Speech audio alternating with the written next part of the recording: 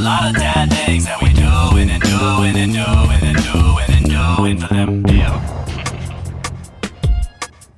Ladies and gentlemen, boys and girls of all ages, welcome back to Three Dads in a Minivan. I am one of your hosts, Greg Wolf, of course, with my cohorts, Stiffy and Special Ed. We have decided to park the minivan for just a little bit. Obviously, we know COVID kind of parked us for a little bit. We decided, you know what? Ed hasn't got an oil change in a while. The tires are bald. So I think we should just leave the minivan in the garage for just a little bit and reconnect with the Three Dads in a Minivan podcast. You guys have been clamoring for it. You've been hounding us for it. You've loved our content. You're resharing our YouTube videos. So we decided, guys, it's time to get back on the horse. And we are now here together with you for the very first Three Dads in a Minivan podcast. Gentlemen, how are we doing today? It's good to be back. You look very relaxed. Thank you. I'm waiting because I want to see if Kev points out what I noticed as well, too, when we first came on, because Kev just had the biggest grin from ear to ear. Well, I noticed two things. First of all, when you said we wanted to reconnect with the three, I thought you were going to say with the three fans we have. That was the first thing. The second thing, you came out hot. Oh, yeah, you did. The circus. That's what I was talking about. Ladies and gentlemen, boys and girls. Oh, that was Michael Buffer. This is my job. You guys know this. That is my gig. Matter of fact, I have done circus stuff. If you really want to go there, I mean, we did. I could see you being a ringmaster, though. I could. So it's funny you say that because, again, I've hosted in years past the Bolts Family Carnival, which is the Tampa Bay Lightning's charity fundraising event where it gives fans an opportunity to, meet their players up close and personal, play some carnival style games with them, really kind of off the cuff, off the ice. And it's a great event. I mean, they haven't done it obviously since pre-COVID times, but as the, ringmaster, if you will, of the Bolts Family Carnival, if you guys recall, the circus is no longer. Ringling Brothers and Barnum and Bailey basically called it quits a few years ago. And which is a shame. It is a shame, but I think, with the whole animal stuff and just, people are up in arms. And I think they finally said, you know what, it's been long enough. I think it's time to hang it up. Now, with that being said, they still have all of those costumes and all of those uniforms and all of that. They have a huge warehouse down in like the Sarasota, Bradenton area, because that's where Feld Entertainment is. And so the Lightning Foundation folks had reached out to the circus before they folded and said, hey, our ringmaster, Greg Wolf, who's going to be our host of the Bolts Family Carnival, he has a Lightning blazer. Would it at all be possible for us to borrow one of the top hats that you guys have for your ringmasters? Do you have one in blue? And sure enough, they did. And they let the Lightning borrow it. And I used it. And crazy story, the circus folded and that stuff went away. But I still have the hat. As a matter of fact, it's in my closet.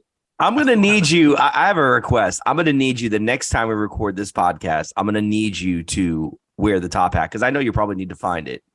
No, and it's actually right next to me in my cubby here. I mean, it's pretty pristine. Would you like to see it? Get the hell out of here. Hold on. Let me get it. That's pretty cool.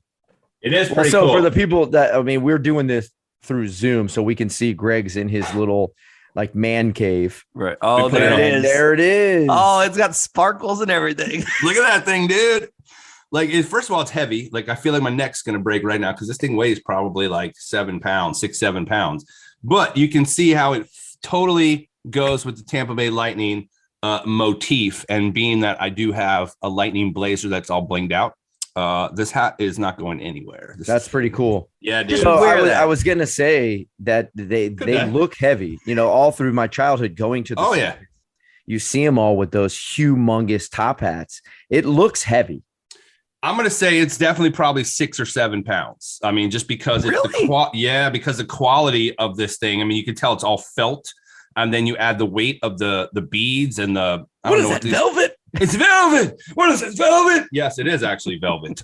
So yeah, it's heavy, but it was made for my head. So it will stay in the Wolf's Den until the circus decides to come back, and then maybe I'll return it. But for now, you in a top hat, if you grew out your beard just a little bit more, you got a little bit like of an Abe Lincoln vibe going on. okay. Haven't heard that one before, but I'll take it, I guess. The man was an intelligent man. He was the president of our country. I feel like I got gypped Why is that? because I was the guest ring host for the actual Barnum and Bailey through work. Oh, And I did not get to wear a hat. Well, because you were a guest. Co-host. I was a guest. Yeah, so that doesn't mean you're the ringmaster. You're the side master, and so that doesn't require a hat. But I will say it was one of the coolest experiences ever, having that opportunity to do that. Sure. Because again, growing up, going to the circus, seeing, everything that they do, and then being asked to come in there and kind of announce and do the whole ladies and gentlemen thing. Yeah, dude. It was really cool. I'm glad you got to experience that. Were your kids there to see you do that? They were Okay. little. So it was actually the final year of the circus. Yep. The year that I got to guest ringleader. Mhm. And because it was, obviously done the next year. So they got to go not only to the circus, but then got to see their dad out there, with the clown. I was the clown as well. Well, that makes sense. Yeah. That's more fitting, in my opinion. Yeah. But it was cool. It was really, really cool. And I've actually heard that Barnum and Bailey is trying to come back. They might. Again, I think, COVID, obviously with us, even us, COVID put us on a hold. People had to regroup. People had to, alleviate financial situations that their companies were dealing with and furloughing people. And it's the unfortunate situation in the hand that most everybody was dealt with. And I would not be surprised if they decide down the road to rehash that, because again, I think the circus brings a lot of great memories for adults who, like you just said, experienced that as a kid, and had some great takeaways from those experiences. So will it return? It might. Are they going to hunt me down for the hat? They might. They may. I don't know. They may be looking to reclaim that hat. They may. And if it is, that's, the fate that lays out, then that's what it is. But for now, it's staying in the wolf's den. It's just here. It matches my outfit. I'm not giving it up that easy. Hopefully they're not listening to this, because you could always just say, I don't know what you're talking about. Speaking of comebacks, I don't know if you guys saw, but Toys R Us is looking to make a comeback. Did you guys see that? No. Yeah. Are they? Like the physical stores. They're trying like brick to and mortar. No like, longer for real. online. Well, they're going to be putting some of them in the Macy's, like smaller versions of them. But I don't really consider that a comeback. But no, they're actually thinking about doing like an actual store for them. I just think the online retailer world has really changed everything. But I'm like you. If I want to try something out, or I want to go look at something, I need to go see it. I need to go touch it. I need to go feel it. I need to go look at things. You can't do that with the online shopping experience. My wife is forever buying things online. There must be 47 Amazon deliveries at our house in a week. And then I'm like, babe, why did you buy it? Well, look it online. And then I'm like, now you have to return it. But that's become part of her everyday DNA, is ordering, returning. I'm like, this is ridiculous. If it just had a brick and mortar store, we could go in and see it for yourself. You would not be in these situations. But unfortunately, I think that's the world we live in now. So if Toys R Us does decide to make a comeback, I think that would be fantastic. Because remember how excited you were to go with your parents to the toy store and just walk around and look at all the stuff and play the games and the demos. I mean, it was an experience. I was excited to go with my kids. That's what I'm saying. Like, it brings probably back more than them. Yeah, it definitely Ed more than them. But that's something I think kids are missing out on these days. They don't have that opportunity to experience the things that we did and the excitement we did, because it's all online. Like, that's not the same. It's just not the same. Well, there should have been like an actual sound, because it went off in my head every single time those doors open when I was walking into Toys R Us, or if you're going to go way back, like Play World. There was like KB toys in the malls. Yep. But anytime you were to like walk through that threshold, there was the Yes. You know what I'm saying? Because as a kid, it just, you saw things in there that's the only place you could see those toys. Right. And then there was the toys that you knew there was no way in hell you would ever buy, just because Like that GI Joe aircraft carrier was way too expensive. That was never coming home, but I could walk in there and I could see it, and it was like, oh man, that would be so cool to set up all my stuff on that aircraft, but it was just the experience of going through. And then you would get introduced to things that you may never see before because they were on the shelves. Right. And it then started your creative, imagination and all that kind of stuff just by walking up and down the aisles. And unfortunately, they don't have that anymore. They don't even have commercials that get them hyped anymore. No. Unless they see it on YouTube. Well, that was the other thing too, is you remember, I had this conversation too with my daughter the other day because she asked me a question. She says, have you ever watched Seinfeld? And I said, well, I'm going back and forth with the commercials, but we used to watch the commercials in between our cartoons. Nowadays, everything's on Netflix, Hulu, Amazon Prime. Like there really is no commercials, like you said, unless you check it out on YouTube or something like that. You really don't see commercials. If you DVR something, you're fast forwarding through the commercials. But that's the same thing my daughter brought up to me the other day. And she was like, did you ever watch episodes of Seinfeld? And I was like, well, yeah, I have. And she's like, oh, you saw every season? And I was like, it wasn't like that back then. At least I don't remember it being like that. If you watched some episodes here or there or whatever, you had to watch that stuff live. Right. Or you had to record it on your VCR. Right. If not, you couldn't just go and watch like season 2, on demand next week. You know what I mean? Right. So it was just so different. The game has changed, man. And again, technology has had a lot to do with that. And that's the evolution. So if they're going to start trying to go backwards in time a little bit with some of these things that we grew up with, whether that's the circus or whether that's Toys R Us, I think it's a good thing. I think that sometimes we do need to step back a little bit and not be so quick to rush into the future and the changes and technology. Sometimes it's good to go back a little bit. I'm all for that. I think COVID kind of allowed that to happen, so to speak, right? Because let's just say, Toys R Us, they shut down for a reason because of the online and because of the Amazon and because everybody you kind of got it stuck into that digital world. COVID slowed everything down. And then you kind of got back to your roots, so to speak, right? The family values, like we were playing board games and Unos and all that kind of stuff, which before you weren't doing that because you were too busy. You were living through the phone, you were living through Netflix and just all that stuff. So if they're thinking about reopening Toys R Us, that means, or to me at least, that people miss it. Yep. Right. Because you wouldn't bring it back for no reason. Right. And that means people miss that. They miss that experience for whatever reason that is, whether you need to touch it and feel it, whether you want to just go and see it, or if it's just that experience, that you can have with your children that you don't get to have anymore. Right. You don't have that experience anymore. Like, hey, let's go spend your allowance or your money or your birthday money, Christmas money, whatever, and go up and down the aisles and find what you want. That's gone. So for them to reconsider, at least to go back to brick and mortar, that means there's some sort of hole that is missing that they're trying to recapture, which I think is awesome. I'm all about going back to 1998. I would love to see my neck again. I'm all about that. We haven't seen your neck since. We haven't seen my neck since 1998. Oh my God, that's a fact. Oh my goodness. We are Three Dads in a Minivan. This is our podcast, our episode 1 of our podcast. We thank you guys for tuning in and checking us out. People have been asking us too, because we've been, rehashing some of our best moments in the Dad's Van. They're asking, are we going to get back in the minivan at any point in time? And I'm going to say never, like Justin Bieber. That's Ed's favorite. I think at some point we will get back in the Dad's Van. But for now, like we're just talking about technology and where things are going.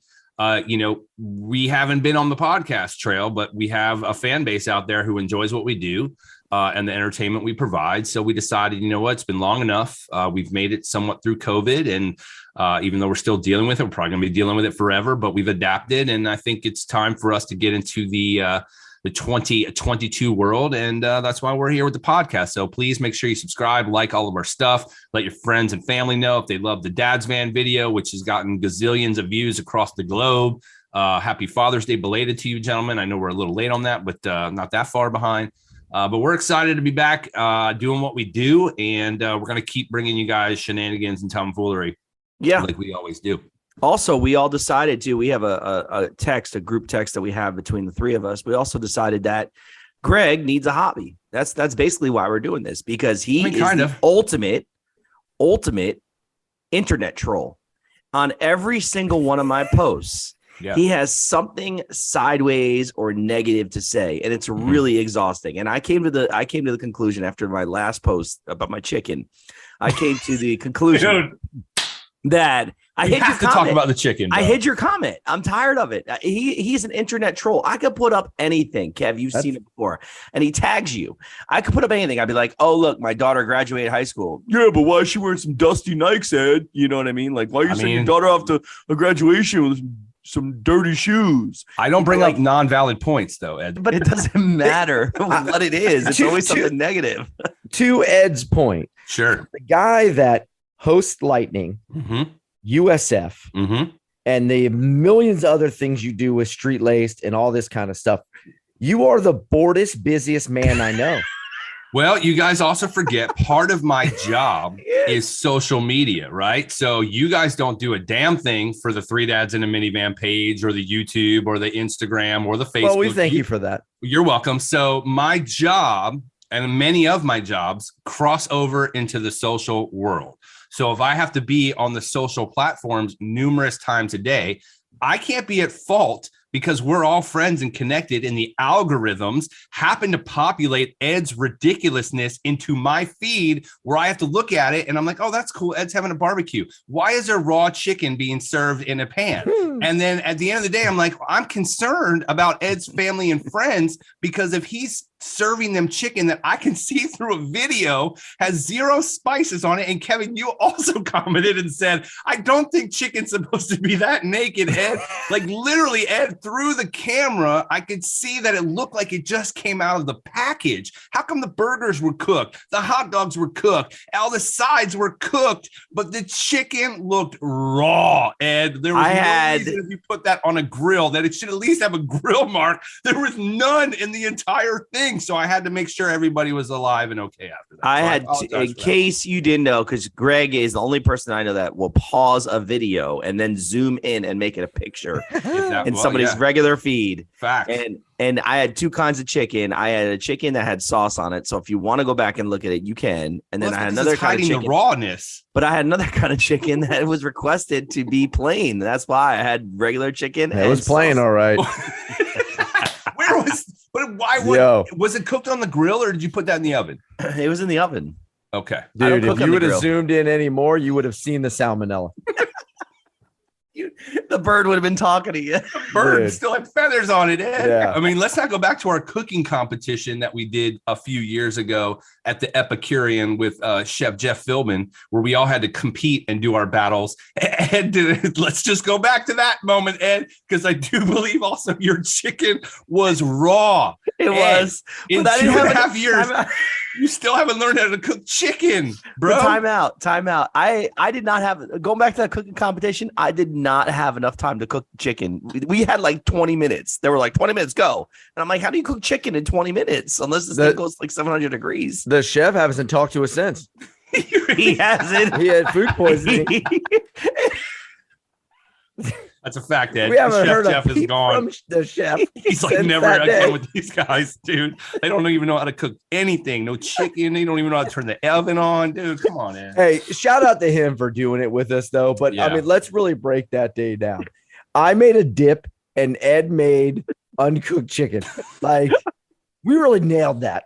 Like as a chef, I remember as a chef, he's like, I did not sign up for this. He didn't. I don't even remember. I won that competition, if you guys recall. Yeah, because I did like a taco. I did a taco thing, but remember he threw a challenge at us where we had to stop mid cooking and create something out of like ingredients that he provided us. Remember, it was almost like a real cooking competition. It was like, all right, pause. We're going to throw a wrench into the system. Now you guys have to figure out how to do this in your time frame. And I think that threw Ed over the edge, and he was just like, I'm done. There's nothing I can do at this point. And so it came down to Kev and I, and it was a great competition. But I don't think Ed will ever be invited back to any cooking competitions when his chicken is looking like it came out of the package and being served to you on a platter. Enjoy that salmonella. It is food poisoning. It looks like, when you get the prepackaged chicken at Publix, it did look. I mean, I'm not gonna lie to you, it did look like it, but I had to hide your comment. I'm just tired of the negativity on my feed. What's the negativity? It's just I was concerned. I'm just gonna hide your comments from now on. You can, and you and Buckwheat both. You're spewing things, and I spew it back. That's all. So you can say that I'm on social media 24/7, but it's part of my job. Kev knows about that. Working for radio, like you have to post things, and stories, and you have to get traffic. It all is relative. Ed, you should know this too in your business. Web traffic generates business. So in our case, I just want to go back to the chicken real quick. Yeah, go ahead, Kev. How many people got sick? Nobody got sick. Oh, well, that's good. They must not have had that chicken. How many people? I was going to say, how many people ate the They chicken? must have ate the burgers. He's like, man, why we got this whole this whole tray of chicken left over? We're gonna have leftovers for weeks. You guys are being stupid. You guys are being stupid. The chicken was cooked fully. It was really cooked. I just didn't have a lot of spicing on it. Okay. Well, how come we didn't get invited to this barbecue for real, in the Ed. first place? First of all, we haven't even gotten an invite since he got the pool installed. Last time we were there, it was a porch, and now there's a beautiful pool there. And he's always on his social media bragging about the new lights he got installed and the raw chicken he's serving his guests. Never getting an invite, man. Never once. Why is that, Ed? Because last time you were here, you guys just bailed on me the whole time. What do you mean we bailed on you? What? We bailed on you? You balled on me. We were ragging on you. Balled on me. Bailed on you? Balled on you? Hold on. To his defense, he cooked us a delicious breakfast, if you recall. Did. And then we had story time on the porch. And then you guys just grand on me the whole time. Grand on you? What is that? What is these terms? Are your kids giving you some new lingo we don't know about? What is granding on me? You guys just messed with me. That's what I'm basically trying to say. I was trying to think of the word, but you guys just messed with me the whole time. Speaking of messing with you, Ed, we know you sometimes have issues with bowel movements, and sometimes you can't hold them. It's been embarrassing your whole life, right? I mean, this is just facts. Right. So a story broke 3 days ago, and I was like, this has got Ed written all over it. Dad moment. We've all been there. We've all had dad struggles, with our children growing up. But this dad has gone viral because he was distracted for just a moment while the in-house camera that they have was recording, and he's with the baby, his 9-month-old baby. And sure enough, behind him, the baby is playing and eating his own poop. No, Dad is distracted because he was on his phone. So here's the story. This is out of Changchun Jilin province in northeast China. The video shows the 9-month-old is playing with his own poop while his dad is laying on the floor, distracted by his own cell phone. He actually takes a bite, scrunches his face in disgust, and starts flailing his arm around. The father still remained oblivious to the situation as he just was deep into whatever he was looking at on his phone. Then his mother returned home from work. And here's an Ed move right here. She discovered that all the floor mats had been replaced. Suspicious because her husband never does laundry. The floor mats were changed. And why was the husband so diligent about wanting to do laundry? Reviews the tape and then decided to put it up online for the rest of the world to see that, Dad, you cannot take your eyes off the baby for a minute. And sure enough, people have, chimed in on their disgust for what they saw. But again, we've all been down this road before. Not that road. Not that one. That's a bad road. But literally where you take your eyes off your kid for a second and they're into something dangerous or something they shouldn't be doing, or they're grabbing onto something. And in this case, the worst possible thing the baby could grab on, but the video of the kid just putting it in his mouth, biting it, and then the reaction of the baby, like, this is disgusting, and flailing his arms around, and it was absolutely kind of funny to me, but disgusting. Dad, you have to do better. That's it. Dads, do better. So I read that story. I saw the video. Yeah. And the dad later said that when the kid ate the poop, it tasted like Ed's chicken. I'm not. I don't even think that's funny. I don't think that's nice, actually. That was a great way. And this is why you fools haven't been invited to my house, because of this stuff like this. Go ahead, just laugh. Chinese, the baby said it in Chinese too. It's chicken. It was like the bite and this is raw. It tastes like it's chicken. Oh, that's great, man. That's so, I wanted to share that with you because. And Ed won't be back for episode 2. He has officially quit the podcast after 1 episode. So that was. Well, it was fun, Ed, while it lasted. So I think it's good guys, to be back, though. Yeah. It is good to be back. I saw Greg yesterday. We had a fantasy football draft, but Ed, I haven't seen you in forever. So it's great that we're doing this again. Again, for those 3 fans that do follow and like listening and all that stuff. You. It's a little. It's not the only difference that you're going to get in this podcast versus the van is the fact that we're just not in the van. Right. We're going to do the same stuff, mainly make fun of Ed. Yes. And talk about dad stuff and just pulp culture stuff. And it's basically 3 dads in a minivan, just talking life podcast instead. Yeah, talking life, talking things that happen to us in our everyday. And of course, razzing each other when we do stupid stuff, like Ed not cooking chicken. See, why did I sign up for this? I mean, because maybe you said it's your quantum of solace. You need it. You need to get these things off your chest. So just remember, I edit this thing so I can make the both of you sound however I want. Go for it. I don't care. We didn't cook the chicken, Ed. So go for it. You can't edit that one. Okay. So anywho, guys, once again, thank you for checking out. I know it went by quickly, but we appreciate you guys tuning in to the very first 3 Dads in a Minivan podcast. We will be back weekly with shenanigans and tomfoolery for you guys to, check out of your everyday lives and kind of get lost into our nonsense every week. And like we said, never say never about us getting back into the Dad's van, the Groovy 4000. Is that still running? We haven't seen the minivan. Okay, just want to make sure the oil changes are happening as scheduled. On time. Oh, yeah, she's running pretty. She's got a purr to her. Yeah. I did real quick. I did want to tell you guys something real quick. I know we got to wrap, but I just have to tell you something. I already had this conversation with Hayes. I don't know if I told you guys this or not. Probably not. I said, you bamboozled me 6 years ago to get this damn van. Right. I said the next time.